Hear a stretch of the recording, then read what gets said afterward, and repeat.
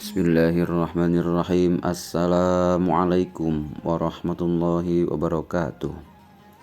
Alhamdulillahillazi arsala rasulahu bil huda wad dinil haqq liyuzhirahu 'alad dini kullihi wa kafa billahi syahida. Asyhadu an la ilaha illallah wahdahu la syarikalah wa asyhadu anna Muhammadan abduhu wa rasuluhu la nabiyya wa la rasula ba'dah. Amma ba'du. Puji milik Allah Subhanahu wa Ta'ala yang alhamdulillah pada kesempatan ini kita masih diberikan nikmat oleh Allah Subhanahu wa Ta'ala, nikmat sehat, nikmat sempat, yang utama adalah nikmat iman dan Islam, yang mana dengan keimanan dan keislaman tersebut alhamdulillah kita dapat menjalankan kewajiban kita selaku umat Islam, yaitu melaksanakan ibadah puasa di bulan Ramadan. Mudah-mudahan ibadah puasa kita diterima oleh Allah Subhanahu wa Ta'ala. Amin ya rabbal alamin. Salawat dan salam senantiasa tercurahkan kepada baginda alam Nabi besar Muhammad sallallahu alaihi wasallam, kepada para keluarganya, para sahabatnya, para tabi'in, itba'ut tabi'innya, dan mudah-mudahan juga sampai kepada kita selaku umatnya di akhir zaman. Amin, amin ya Allah ya rabbal alamin. Dalam hal ini saya selaku muta'alim akan menyampaikan peristiwa Fathu Makkah yang disampaikan oleh Habib Muhammad Al-Habsyi pada kajian ilmiahnya. Insyaallah untuk mengawali peristiwa Fathu Makkah akan diawali dari kisah Abu Sufyan masuk Islam. Pada saat itu Abu Sufyan mendatangi kemah Nabi ditemani paman Nabi yaitu Abbas bin Abdul Muthalib. Jadi Nabi Muhammad SAW itu berdoa saat keluar dari kota Madinah agar orang-orang Mekah tidak mengetahui kedatangan Nabi, karena memang Nabi itu ingin datang mendadak sehingga mereka tidak siap dan mereka bukan melawan melainkan menyerah. Jadi tetap perdamaian itu yang menjadi acuan pertama Rasulullah Sallallahu Alaihi Wasallam. Pada saat itu Abu Sufyan sedang jalan keluar kota Mekah, ketemu sama Abbas bin Abdul Muthalib, dan betapa menyaksikan banyaknya kaum muslimin dan dia ketakutan. Kemudian setelah itu Abu Sufyan dibonceng Abbas bin Abdul Muthalib. Setelah itu ketika melewati pasukan kaum muslimin, Abu Sufyan juga takut. Aku ini bukan hanya musuh, tapi pimpinan musuh. Kalau aku lewat, apa bisa sampai ke kemah Nabi? Pasti udah dibunuh duluan. Itu ucapan Abu Sufyan, ketakutan. Ini bukan hanya kufur, melainkan ra'sul kufri. Jadi Abu Sufyan ini bukan sembarang orang. Abu Sufyan ini bukan kafir sembarang kafir gitu kan, tapi Abu Sufyan ini Sayyidina Umar menyebutnya ra'sul kufri. Ketuanya orang-orang kafir gitu kan. Selanjutnya dibonceng, dan ketika itu orang muslim tidak terlalu hati-hati. Yang jeli justru Sayyidina Umar bin Khattab. Tadi Abbas berangkat sendiri, tapi kok pulang bawa orang? Ucap Sayyidina Umar. Diperhatikan oleh Sayyidina Umar, terlihat Abu Sufyan. Marah dia. Ketika itu Sayyidina Umar mau nyerang Abu Sufyan. Kata Abbas, ini udah perlindunganku. Dan jawab Umar, enggak, yang bisa menjamin itu hanya Rasulullah. Sehingga ketiganya buru-buru, cepat-cepat, supaya segera sampai ke kemah Nabi. Kata Sayyidina Umar setelahnya sampai di kemahnya Rasulullah SAW. Ya Rasulullah, alhamdulillah Allah telah mengirim dia kepada kita. Jadi kita nggak susah payah, kita bunuh saja dia. Kata Umar. Selanjutnya kata Abbas, ya Rasulullah, saya sudah melindungi dia.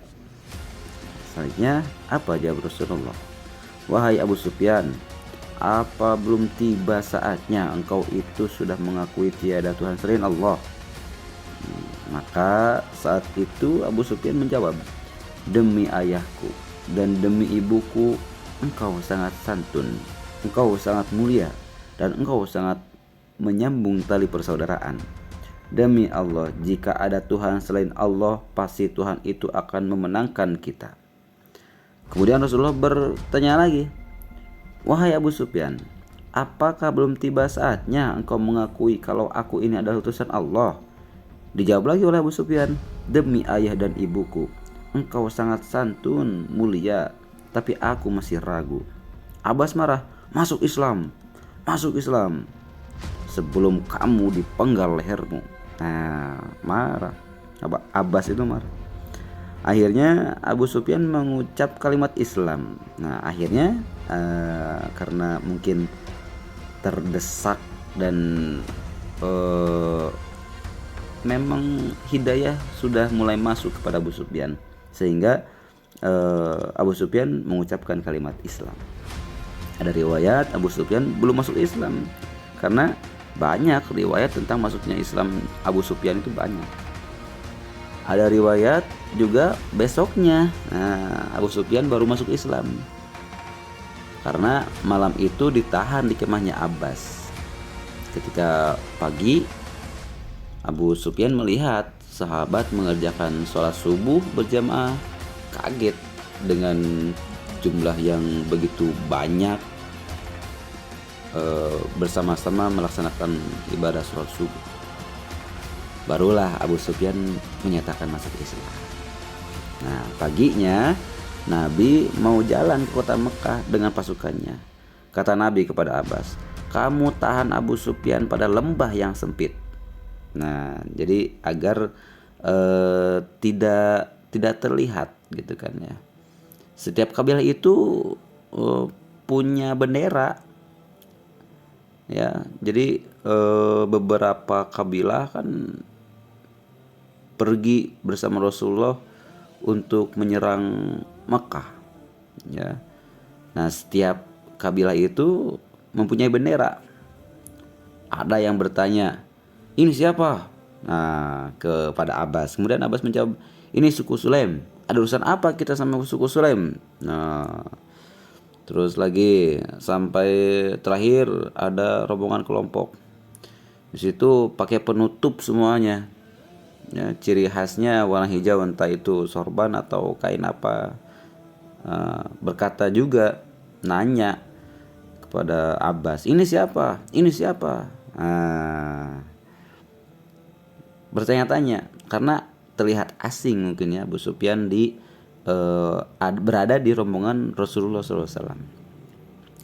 Ini Rasulullah SAW dan di belakangnya Muhajirin dan Ansor. Kata Abu Sufyan, wah, gak ada lawannya mereka ini, gak mungkin ada yang bisa ngalahin mereka. Nah, udah, karena jumlah kaum muslimin pada saat itu mencapai hingga 10.000 orang. Abu Sufyan ngomong kepada Abbas dengan julukan Abul Khadal. Nah, Abbas ini dijuluki Abul Khadal. Wahai Abul Khadal, kerajaan keponakanmu ini akan menjadi kerajaan yang besar. Kemudian jawab Abbas, hei, bukan kerajaan, ini kenabian. Nah, jawab Abu Sufyan lagi, oh iya, lebih bagus kenabian. Nah, seperti itu kurang lebihnya. Selanjutnya kata Abbas, setelahnya sampai di Makkah, ya, datang ke kaummu, ucap Abbas kepada Abu Sufyan. Ketika itu orang-orang Quraisy lagi duduk nunggu Abu Sufyan. Mereka mau negosiasi ulang sama Nabi. Selanjutnya datang Abu Sufyan, wajahnya panik, dan Abu Sufyan bilang kepada kafir Quraisy, Muhammad datang bersama dengan suku Arab, pasukannya luar biasa, gak mungkin kalian menang, nyerah aja. Nah, setelah disampaikan seperti itu kepada kafir Quraisy, menyerah itu saat itu beresiko besar, karena begitu mereka menyerah, maka kota Makkah menjadi milik Nabi, nyawa mereka milik Nabi. Tinggal Nabi milih mau bunuh, gitu kan? Kalau misalkan Nabi memaafkan, memaafkan. Nah, bayangan mereka pada saat itu, jika menyerah kepada Nabi, apa yang mereka dapatkan? Mati. Nah, kalau nyerah ya. Cuma kalau nyerah pasti mati. Memaafkan gini. Kalau nyerah ada apa ya? Ada pilihan gitu kan. Nabi bisa membunuh dan Nabi bisa memaafkan gitu kan. Tapi kalau misalkan emang pilihan kaum Quraisy itu nyerang, wah itu udah 100% mati itu. Ya, habis itu kaum kafir Quraisy. Maaf, kata Abu Sufyan. Pulang aja. Gak akan menang kita. Kaget tuh orang Quraisy. Saat itu Hindun binti Utbah, istrinya Abu Sufyan, datang, dipegang janggutnya dan berkata, "Hei, bunuh si gendut tak berguna ini. Gak apa-apa, jangan percaya sama dia." Hindun tuh. Kemudian kata Abu Sufyan, Nabi Muhammad datang dengan pasukan tak terkalahkan. Kamu taat sama aku. Dan dia mengatakan, siapapun yang masuk rumah Abu Sufyan maka aman. Nah, itu ucapan Abu Sufyan. Marah orang-orang dan berkata, "Hei, celaka kamu, apa rumahmu cukup menampung kita?" Jawab Abu Sufyan itu, "Yang masuk masjid aman. Nah, yang ada di sekitar rumah Abu Sufyan juga aman." Nah, gitu. Akhirnya tidak jadi itu rapat tentang penyerangan Quraisy gitu kan, dengan mengirim Abu Sufyan ke Madinah kepada Rasulullah. Nggak jadi rapatnya, pulang langsung ke rumahnya masing-masing. Hindun segitunya masih memerintahkan untuk tidak taat kepada Nabi Muhammad SAW. Ya, ada satu kejadian. Ketika itu kelompok Ansor melewati rumah Abu Sufyan, ya. Maka salah satu pimpinan saat itu adalah Sa'ad bin Ubadah, pemimpin yang luar biasa. Dia berkata, "Al-yaum yaumul malhamah." Dia berkata, "Al-yaum yaumul malhamah." Artinya hari ini adalah hari pembantaian. Ya. Selanjutnya, "Al-yaum tustahallul Ka'bah." Hari ini Ka'bah dihalalkan untuk orang berperang. Maka ucapan itu sampai kepada Nabi. Kemudian apa kata Nabi? "La bal yaumul marhamah." Jawab Nabi, "Oh, tidak, bukan. Ini bukan hari pembantaian, ya. Malhamah itu setelah mimnya pakai lam, artinya pembunuhan, pembantaian, gitu kan." Nah, kata Rasulullah, "La bal yaumul marhamah." Rasulullah mengganti lam tersebut menggunakan ra, marhamah, yang artinya hari ini Ka'bah akan diagungkan. Nah, Sa'ad bin Ubadah saat itu pemegang bendera Ansor, maka benderanya diambil sama Nabi dan diberikan kepada anaknya yang bernama Qais bin Sa'ad bin Ubadah. Strategi Nabi ini sangat luar biasa. Nabi takut Sa'ad bin Ubadah ketika perang terbawa emosi dan membunuh orang. Jadi bendera ini harus diberikan nih kepada orang lain. Jika diserahkan kepada orang lain, pasti akan ada kecemburuan. Jika diserahkan kepada anaknya, maka akan ada kebanggaan tersendiri. Ya, anaknya memegang bendera saat Fathu Makkah, kan luar biasa. Itu kebanggaan, pasti sebuah kebanggaan ayah terhadap anaknya. Kata Nabi, tidak boleh membunuh siapapun kecuali 10 orang. Nah, ini nih yang jadi sejarah yang selalu diingat oleh kita, bahwa ketika sampai ke Mekah, ya, ketemu dengan 10 orang ini, maka 10 orang ini halal darahnya untuk dibunuh. Ya, tidak ada tolerir sama sekali. Siapa 10 orang ini? Bahkan meskipun 10 orang ini bergelantungan di kiswah, tetap bunuh. Perintah Rasulullah itu bunuh. Ya. Yang pertama itu adalah Ikrimah bin Abu Jahal. Siapa Ikrimah bin Abu Jahal? Nah, menurut sejarah, Ikrimah bin Abu Jahal ini sangat memusuhi Nabi.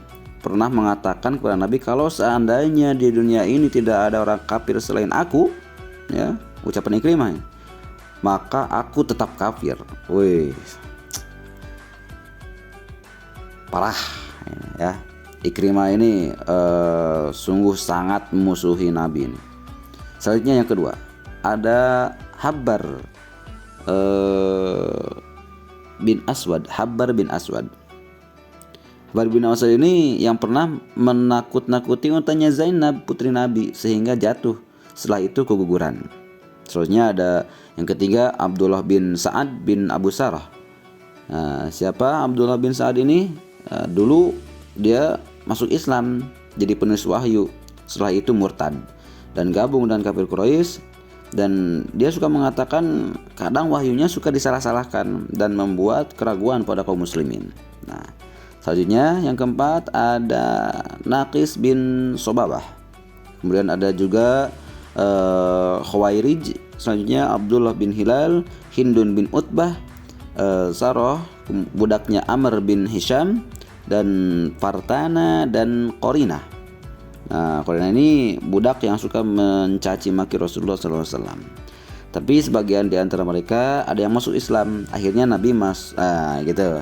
Jadi sebagian dari mereka ada yang masuk Islam, dan akhirnya sebagian riwayat menyampaikan bahwa yang 10 orang ini nggak jadi dibunuh tapi ditahan, sehingga akhirnya sebagian ada yang masuk Islam. Nah, selanjutnya Nabi masuk ke kota Mekah dari bagian atas, Khalid bin Walid dari bagian bawah, ya. Ada Ikrimah dan Sofwan bin Umayyah menyerang kepada Khalid bin Walid, karena Rasulullah dari bagian atas Mekah itu aman, tapi di bagian bawahnya ini yang dipimpin oleh Khalid bin Walid diserang oleh Ikrimah dan Sofwan bin Umayyah. Karena itu akhirnya terbunuh 24 orang dari suku Quraisy, 4 dari suku Khudail. Ya, Khalid itu diperangi dan Khalid balik memerangi. Nabi kecewa sebetulnya, kenapa harus ada yang meninggal? Ya, qadarullah, ya, pasti yang terbaik. Itu sudah jadi ketentuan Allah. Sekarang bagaimana Rasulullah memasuki kota Mekah dengan 10.000 pasukan? Ini sebuah kemenangan besar. Ketika seorang mendapat kemenangan, biasanya kepalanya terangkat atau tertunduk. Nah, pasti terangkat ya. Ya, kalau tertunduk biasanya apa? Kalah, sedih, dan lain sebagainya. Rasulullah SAW, beliau ketika masuk kota Mekah, itu kepalanya tertunduk sampai janggutnya hampir mengenai tunggangannya. Karena subhanallah, tawadunya luar biasa Rasulullah SAW. Dan yang dibaca adalah surat Al-Fat. Ya, Bismillahirrahmanirrahim. Inna fatahna laka fatham mubina. Nah, sadaqallahul azim al-ayah. Kemudian masuk dan menuju Ka'bah. Ketika itu di Ka'bah dan sekitarnya ada sekitar 360 berhala. Ya, 360 berhala ini ditunjuk oleh tongkatnya Rasulullah dan membaca Ja'al haqqu wa zahaqal batil innal batila kana zahuqa. Nah, ditunjuk ke satu berhala, jatuh. Ditunjuk lagi ke berhala yang lain, jatuh lagi. Terus baca lagi, tunjuk lagi, jatuh. Sehingga habis gitu kan ya berhala yang ada di Ka'bah. Setelah itu Ka'bah dikunci. Nah, Ka'bah itu posisinya dikunci dan pemegang kunci Ka'bah itu bernama Utsman bin Tolhah. Dulu ketika hari Jumat biasanya pintu Ka'bah dibuka ya, dan siapapun bisa masuk. Pernah ketika Nabi mau masuk ke Ka'bah, sama Utsman itu dicegah, nggak boleh. Nah gitu kan, hingga akhirnya Utsman bin Tolhah kemudian mengata-ngatakan Nabi gitu kan, menjelek-jelekan Nabi. Tapi Nabi diam aja kan dulu. Nah, bilang Nabi, ya, suatu saat kunci Ka'bah akan ada di genggamanku. Nah gitu. Kata Utsman, jawab Utsman gimana? Gak mungkin. Lihat aja. Nah, kalau sampai itu terjadi, itu merupakan kehancuran Ka'bah. Kata siapa? Kata Utsman. Tapi kata Nabi apa? Jawabnya, tidak. Itu hari kebaikan untuk Quraisy. Nah, kemudian pergi Nabi Muhammad SAW. Akhirnya ketika Nabi akan masuk ke Ka'bah, Nabi memerintahkan Sayyidina Ali karramallahu wajhah untuk mengambil kunci kepada Utsman bin Thalhah, ya, pada pemegang kunci, ya, dari sejak Nabi kecil yang pegang kunci Ka'bah itu Utsman bin Thalhah. Nah, sehingga ini tiba masanya Fathu Makkah, ya, Nabi memerintahkan Ali untuk mengambil kunci kepada Utsman bin Thalhah. Kemudian dibuka pintu Ka'bah, ketika keluar dipanggil Utsman. Nah, lihat, kunci ini dipegang siapa? Kata Rasulullah. Hari kehancuran Quraisy atau kebaikan Quraisy? Nah, kebaikan Quraisy. Ya, tidak ada peperangan. Seluruhnya yang dijunjung itu adalah perdamaian. Setelah itu Abbas datang kepada Rasulullah, gabungkan untukku Sikoyah dan Sadana. Nah, Sadana ini adalah penjaga pintu Ka'bah, dan Sikoyah yang mengasih minum, yang memberi minum orang ketika haji, ya, itu ya, Sikoyah. Itu kebanggaannya orang Mekah itu yang bisa yang ngasih minum gitu kan, kemudian menjaga pintu Ka'bah. Wah, itu kebanggaan tersendiri itu bagi orang Mekah waktu itu. Nah, ketika kata Nabi, ini kunci saya kasihkan lagi kepada Thalhah, silahkan kamu pegang selamanya, dan tidak ada yang mengambil dari kamu kecuali itu adalah orang yang zalim. Beliau mengacu kepada firman Allah, Bismillahirrahmanirrahim, innallaha ya'murukum an tu'addul amanat ila ahliha. Sungguhnya Allah memerintahkan kepada kalian untuk menyerahkan amanat kepada ahlinya. Akhirnya dipeganglah sama Thalhah lagi. Sampai sekarang pemerintahan pun gak ada yang ngambil dari keluarga Utsman, ya. Dalam riwayat lain, Utsman dengan Saibah, keponakannya. Akhirnya sampai sekarang yang memegang ini adalah keluarga Saibah, sebutannya Bani Syaibi. Nah, salah satu sahabat Rasulullah SAW. Setelah itu Nabi memerintahkan Bilal naik ke atas Ka'bah untuk azan. Waktu itu orang Quraisy lihat Bilal dan bilang, untung orang tua kita gak lihat ini. Kenapa? Ya karena posisi Bilal saat itu adalah sebagai budak. Wah, budak itu derajatnya sangat rendah sekali. Kok ini malah disuruh naik ke atas Ka'bah gitu kan. Nah, selanjutnya Nabi berkumpul dengan orang-orang Quraisy dan berkhutbah, la ilaha illallah wahdah, sadaqa wa'dah, wa nasara abdah, wa hazamal ahzaba wahdah. Ya.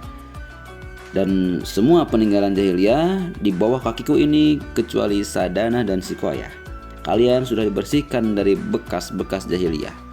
Merasa bangga dengan keturunan semua manusia dari Adam, dan Adam itu dari tanah. Setelah itu Nabi membaca firman Allah Subhanahu wa taala, ya ayuhan nasu inna khalaqnakum min dzakari wa unsa wa ja'alnakum syu'uban wa qabaila lita'arafu inna akramakum indallahi atqakum. Nah, orang Quraisy diam semua. Ketika Fathu Makkah, Nabi menyampaikan kepada mereka bahwa Makkah ini wilayah haram, tidak boleh ada perang di situ. Yang mengharapkan itu Allah. Setelah itu akhirnya orang-orang berbondong-bondong masuk agama Islam. Alhamdulillah, mungkin sekilas tentang peristiwa Fathu Makkah yang bisa saya sampaikan. Kurang lebihnya mohon maaf jika ada salah dalam berucap, dan mudah-mudahan tidak puas sehingga hadirin wal hadirat, kaum muslimin wal muslimat yang mendengarkan peristiwa Fathu Mekah ini bisa menggali lagi, bisa mencari lagi, bisa mempelajari lagi dari sumber yang lain. Wallahu a'lam bissawab. Subhanakallahumma bihamdika asyhadu an la ilaha illa anta astaghfiruka wa atubu ilaik. Astaghfirukum. Wassalamualaikum warahmatullahi wabarakatuh.